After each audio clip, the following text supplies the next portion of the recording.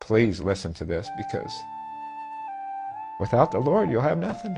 My South African brothers and sisters, under the influence of sangomas and corrupt spiritual leaders and misinformed or uneducated spiritual leaders in matters of religion, and by religion I meant monotheism, as it was taught and understood by Moses, Jesus, Abraham, Solomon, David, Adam, and Prophet Muhammad. May peace and blessings of Allah be upon them all. The sangomas or witch doctors and the likes of z.c.c, 12 Apostles, Shembe, Zion, and others like them. For many, many years, they have been telling our African brothers and sisters that whenever they encounter difficulties in their lives or they want to show gratitude to their ancestors, they should go to the anthills, they should go to the wilderness and find anthills. On those anthills or in them, they should pour sorghum beer, snuff or beer, burn sages or impepo, slaughter a chicken or a goat or a cow, break a dumpy-sized bottle of Coke, which they call king size. All of this and more. The sangomas and the z.c.cs and all like them, they claim that once you have done so, then you can supplicate and ask whatever that you want from your ancestors.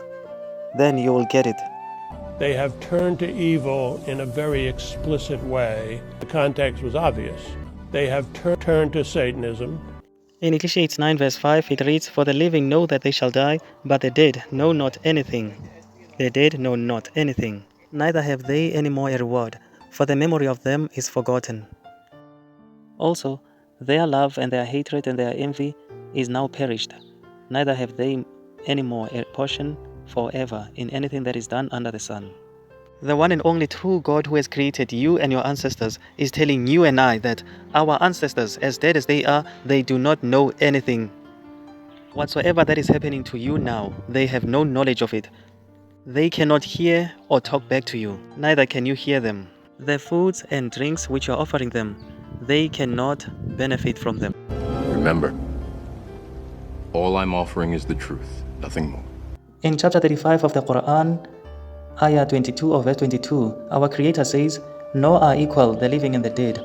Allah causes whomever He wills to hear, but you cannot make those who are in their graves or who are in the graves hear. You are only a warner. We sent you with the truth, a bearer of good news, and a warner. There is no community but a warner has passed through it.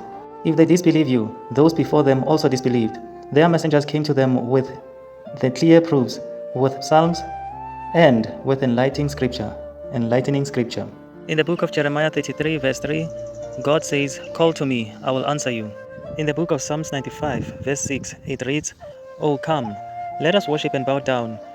Let us kneel before the Lord, our Maker." So the 12 apostles, z.c.cs, Zion, Shembe, and all African Christian cults, they are all inviting you to the worshipping of the deceased, which are ancestors.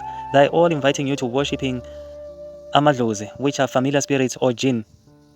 They are inviting you to worship creation, human beings, which are their bishops, which are prophets, such as Jesus, his mother, and so on and so forth. Just because you love your ancestors, it doesn't mean that you should worship them or pray to them. You can simply pray for them. And just because of you love Jesus, that doesn't mean you should pray to Him. You can pray for Him. May God's peace and blessings be upon Him and His Blessed Mother. So, if you truly love Jesus and His Blessed Mother, then be upon the religion or the methodology of worshipping God as they were subscribed to. They were simply submitted to the will of God. So you too, submit to the will of God. And how? Islam is how? Because Islam means submission to the will of our Creator. All I'm offering is the truth, nothing more. In the Bible, in the book of Matthew 7 verse 21, Jesus says, "Not everyone that saith unto me, Lord, Lord, shall enter into the kingdom of heaven, but he that doth the will of my Father which is in heaven." In the Bible, in the book of Mark 3 verse 35, Jesus said, "For whosoever shall do the will of God, the same is my brother and my sister and my mother." My sincerest advice to all of you, my brothers and sisters, mothers and fathers, submit to the will of God while you still have a chance. Do not delay, do not procrastinate. Do so before death overtakes you. Do so before illness overtakes you. Do so before any of the calamities overtakes you. Please listen to this, because without the Lord, you'll have nothing.